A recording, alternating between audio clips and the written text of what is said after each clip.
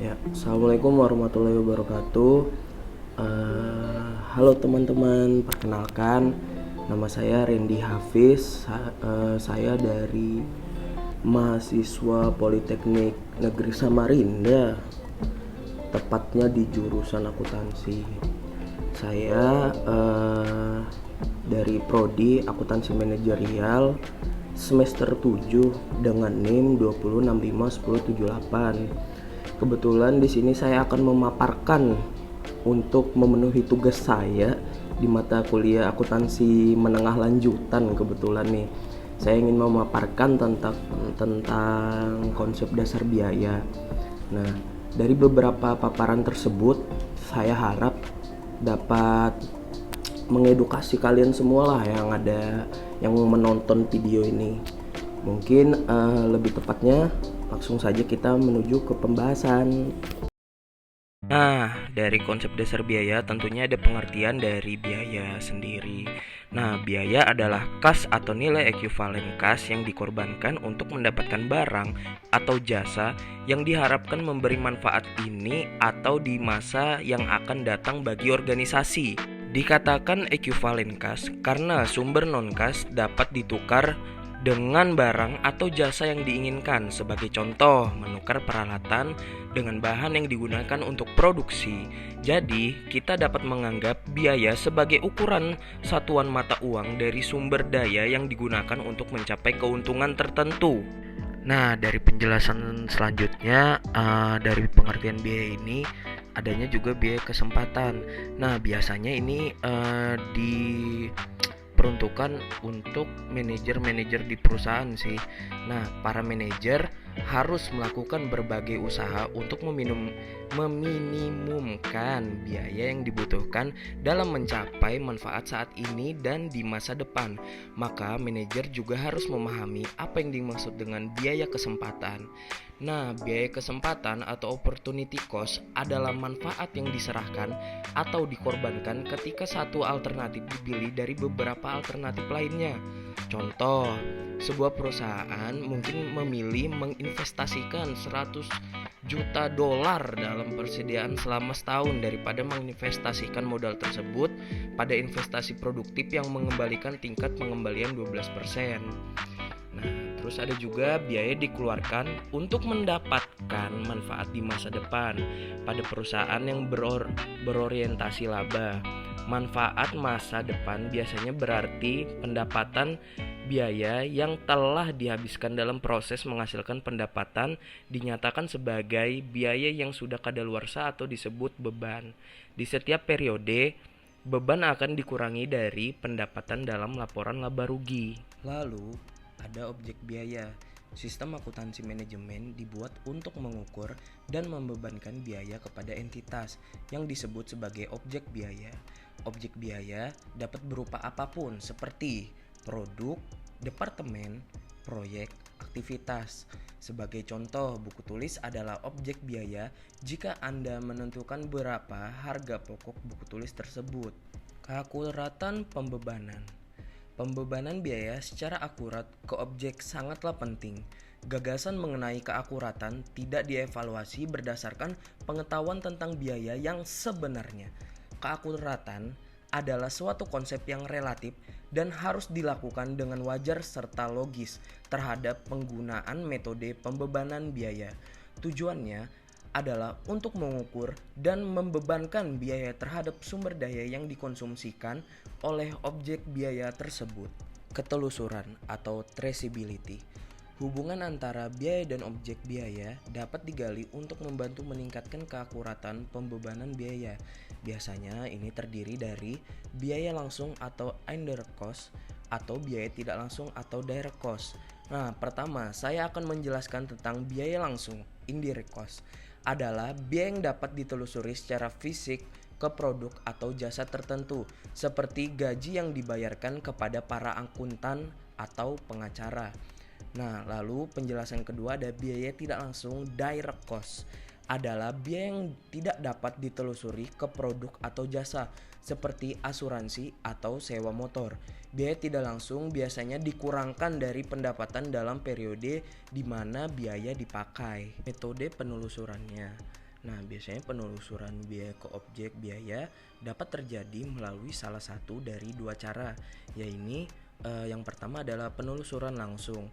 Nah, biasanya penelusuran langsung adalah suatu proses pengidentifikasian dan pembebanan biaya yang berkaitan secara khusus dan fisik dengan suatu objek. Nah, biasanya ada cara kedua juga, yaitu penelusuran penggerak. Nah, biasanya penelusuran penggerak juga melalui penggunaan penggerak untuk membebani biaya.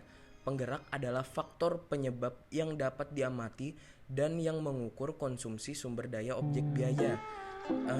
Penggerak juga disebut sebagai faktor yang menyebabkan terjadinya perubahan penggunaan sumber daya, penggunaan aktivitas, biaya, dan pendapatan. Selanjutnya ada pembahasan tentang biaya produk dan jasa. Nah, ada dua jenis biaya output. Yang pertama, produk berwujud. Nah, produk berwujud adalah barang yang dihasilkan dengan mengubah bahan baku melalui penggunaan tenaga kerja dan input modal seperti pabrik, lahan, dan mesin. Nah, yang kedua ada jasa. Jasa adalah tugas atau aktivitas yang dilakukan untuk seorang pelanggan atau aktivitas yang dijalankan oleh seorang pelanggan dengan menggunakan produk atau fasilitas dari organisasi atau yang memfasilitasi agar jasa tersebut bisa digunakan. Adapun juga perbedaan jasa dan produk berwujud. Yang pertama, ketidakberwujudan atau intangibility. Jasa merupakan produk tidak berwujud. Yang kedua, tidak tahan lama atau persihability. Memiliki arti memberi pengaruh dalam jangka pendek, walaupun ada beberapa jasa memberi pengaruh dalam jangka panjang.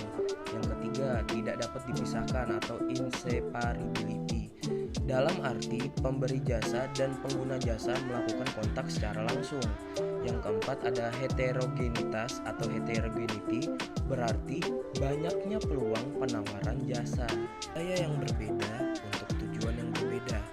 Biaya produk adalah pembebanan biaya yang mendukung tujuan manajerial yang spesifik.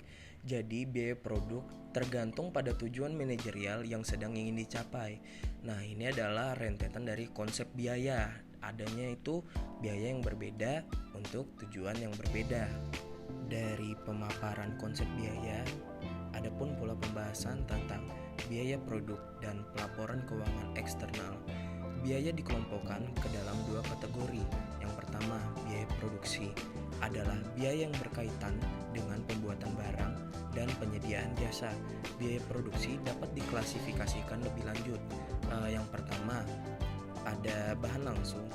Bahan langsung adalah biaya bahan yang menjadi bagian produk berwujud atau bahan yang digunakan dalam penyediaan jasa, sebagai contoh kayu dan perabotan rumah tangga. Yang kedua ada tenaga kerja langsung.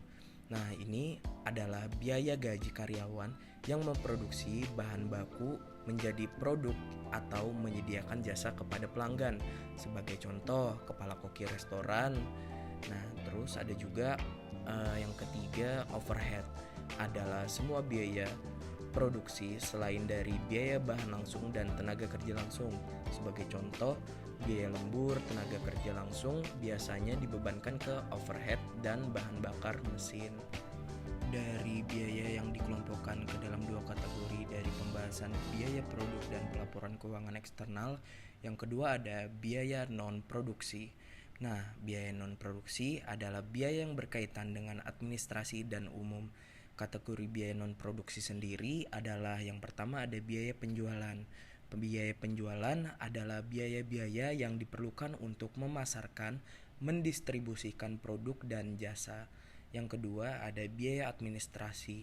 Biaya administrasi sendiri adalah seluruh biaya yang berkaitan dengan administrasi umum pada organisasi yang tidak dapat dibebankan ke biaya pemasaran atau produksi. Ya, gimana teman-teman dari pembahasan tadi? Saya pikir harusnya sudah jelas sih dari pembahasan saya tadi, dan jika ada pertanyaan lanjutan bisa bertanya di kolom komentar.